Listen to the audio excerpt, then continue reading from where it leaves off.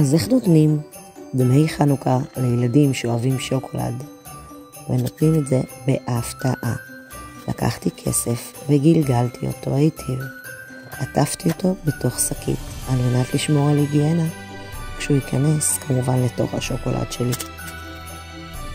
אנחנו רואים כאן איך אני מגלגלת אותו, מהדקת היטב, ופותחת בזהירות למטה את המדבקה, שכמובן סוגרת לנו את השוקולד, פותחת וחושפת את השוקולד בזהירות, פתח קטן, מזיזה קצת הנייר כסף, והנה לי פתח.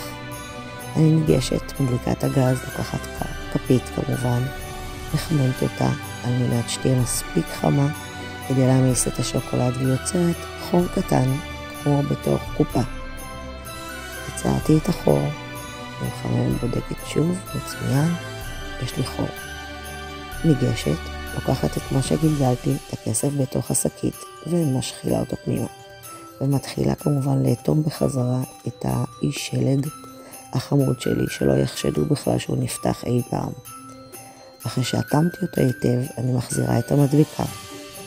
ואתם מוזמנים לראות את ההתלהבות של הילדים כשהם גילו מה יש בפנים. שיהיה לכולנו חג חנוכה שמח.